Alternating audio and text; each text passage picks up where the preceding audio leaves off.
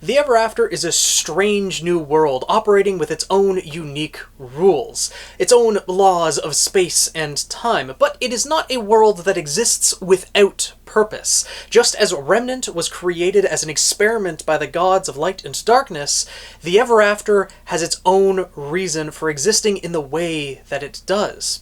Even the name of the world itself, Ever After, implies that something must come before for one to get to the Ever After. And by getting to the Ever After, that can lead someone to their happily ever after or their happy never again. The Ever After likely exists as a mixing pot for every other world. If someone is lost from their own world, this is where they end up. Team RWBY, Jaune, and Neo were all transported to this one world. And by having the existence of two worlds already, Remnant and Ever After, that pretty much confirms that there are absolutely other worlds. Whether they are going to be relevant or even mentioned in the RWBY series as a whole doesn't really matter. The fact is, they certainly exist. But Team RWBY, Jaune, and Neo ended up on this world specifically. They fell into the void between worlds. The crossroads that were created by Ambrosius, although they were connecting two different points on Remnant, the void that bridge was created in was still between worlds, similar to the vaults. And by falling into that void, they ended up on the Ever After. The Ever After being the place where those go to find their purpose or find their way. For one reason or another, likely fitting into the grand design of the gods, or perhaps just another experiment for them in general, the Ever After was created with the purpose of helping people find where they belong, helping the beings created by the gods who are lost find where they need to be. But if they don't find where they belong, then they belong nowhere and could cease to exist. And that, I think, is where the warning from Ambrosius fits in. The Ever After is a dangerous place. Its entire purpose, the entire goal that everyone who arrives there has to be, is to arrive at the tree in the center, but you need to have an answer by the time you get there. What are you? Who are you? Where do you belong? What is your purpose? And if you do not have that answer, then you will never be able to return back to where you want to be, to where you feel you belong. You need to prove where you belong, and it seems that the world itself is set up to help people find this about themselves. We've already seen a glimpse of this in the first 4 minutes of episode 1, that RWBY could not move forward, that she kept passing by the same area over and over again, showing that space itself is distorted in this other world. It is not linear. It is not working in the same way that we know it in this world and how Team RWBY knows it in Remnant. She passed by the exact same rock, but she was able to break that cycle by realizing she could not do it alone and asking one of the residents of that world for help. When she encountered Little and put her faith in Little, Little will break that cycle for RWBY. Little will allow RWBY to move past that checkpoint of sorts. Realizing that she can't do it alone could be how she ends up breaking out of the spatial loop that she was trapped in. It may be something as simple as you just can't navigate through the Ever After without a guide that is from that world. And that might actually be the only hindrance set up in the Ever After for outsiders from that world, that they just can't get anywhere unless they have someone who knows where they're going. But I think there's going to be a lot more to that, with the little teaser that we saw, and the emphasis on what are you, finding your purpose, the fact that Little was asking about RWBY's purpose, and what the purpose of the name RWBY gave them is, and everything encompassed in that. I really have a feeling that that is something crucial to this world as a whole. And as people make their way towards the tree in the center of this world, they are meant to find their purpose, get past little checkpoints, and essentially go on this quest to find themselves, to find who they are and where they belong, and ultimately what their purpose is. What that answer ends up being may be something unique to each individual, or maybe there's a specific answer that you need to give. Regardless, though, it does really seem like the way out of this world is to get to the tree in the center. and it seems the world itself is putting roadblocks in their way. The spatial distortion that Ruby walked through, and the other things that she's going to encounter along the way. We've seen a number of little creatures and other beings that exist in this world that are going to play some role in Ruby herself, as well as the rest of the characters, their journey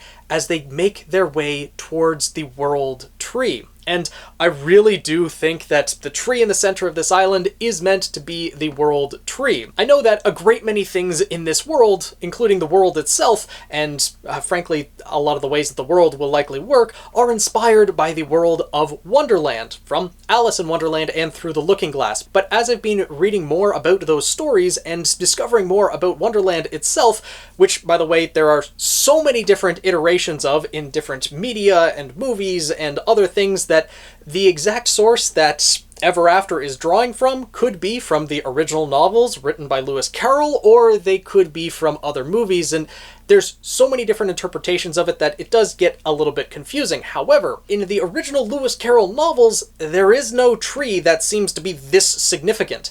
The only tree that's really ever mentioned is the Tum Tum tree, and that's only in the Jabberwocky poem that focuses on the Jabberwock. It is just an offhand tree that is mentioned. Now, it could be that the writers at Rooster Teeth, the writers for the show, took some liberties with that, and this tree could be inspired by the Tum Tum tree, but come on now. It's a tree at the center of the world, and it has a rainbow mist around it.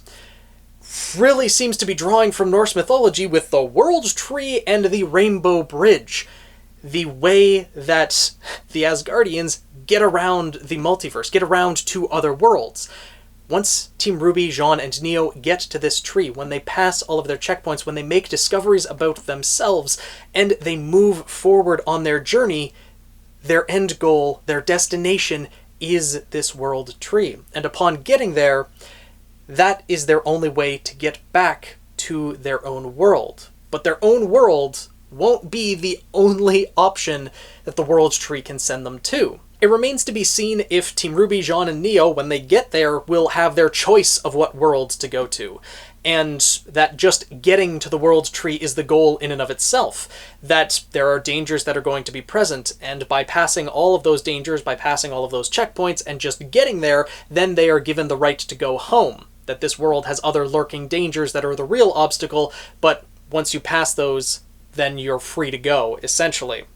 But I think once you get to the world tree, there will be some guard that is there. Someone guarding the Rainbow Bridge. Perhaps the warrior lady that we saw, perhaps the White Queen, Red Queen, or the Queen of Hearts from the Alice in Wonderland story. There are many characters that have yet to be introduced that could act as a guard and gatekeeper for the world tree itself. But really, that remains to be seen, and we'll definitely learn more as we see Ruby's journey throughout this world, and the journey of everyone else that is there, how the world is affected by their presence overall, whether their semblances will have different interactions, and everything of the like. At the end of the day, though, Volume 9 and the journey that Team RWBY will take through the Ever After will focus on them finding their own purpose. And I really think that the Ever After itself was kind of set up for this to be the case. What the reasoning may be from the gods themselves that created it, or how this world came to be in the way that it is, will remain to be seen, and hopefully we'll find out about that in Volume 9. But with so many inspirations from Alice in Wonderland, that core theme of finding out who you are is going to stay relevant, is going to be the main theme of Ever After itself. The Alice in Wonderland story itself focused on Alice growing up, finding out who exactly she is, but at the end of it all, it was just a dream. It was mostly nonsense writing, as is what Through the Looking Glass and Alice in Wonderland, the original iterations of it, are largely chalked up to. That it's just a bunch of random things happening with no overall purpose. There are underlying themes, but really, It's nonsense writing overall. Volume 9 is certainly going to have a purpose involved with it, as we can clearly see in the 54-second trailer that we were given. And even though we will see a lot of things inspired by Alice in Wonderland, the story itself is going to veer off in its own unique direction that the RWBY series will take it. And I'm really looking forward to seeing how that's going to pan out in Volume 9. But until we see that happen, let me know what your thoughts are down in the comments below. Do you think that Ever After is set up so that people can find their purpose, that is kind of a reason why the world exists? Sure, there are people and creatures that live on Ever After itself, and likely they will find their own purpose on that world, but it's also with the world itself helping people find their purpose, and that kind of being a main theme of the world. Outsiders try to find their own purpose back on their own worlds, and that is how they return. It is a bit confusing to think about, but I'd love to know if you guys have any more takes on it, if you think that there might be something else involved with the Ever After, that this is just something that Team RWBY, Jaune and Neo, it's just a theme that they're going to follow throughout their journey in Volume 9, and it's not something really inherent to the world. Though, with how many characters we're asking RWBY, what are you, it seems like there's at least the underlying thought with a lot of the characters present in this world. So largely this is speculation right now, but that's what theory crafting is all about. I'd love to hear your ideas down in the comments below, and if you did enjoy this video, got you thinking a bit more about RWBY in general, Volume 9 and what's to come, and if you want to see more theory videos, more RWBY content, etc., make sure to subscribe and join the Guild of the Eternal Flame. Tweet me at Phoenix Knight 7, and I'll see you guys in the next video.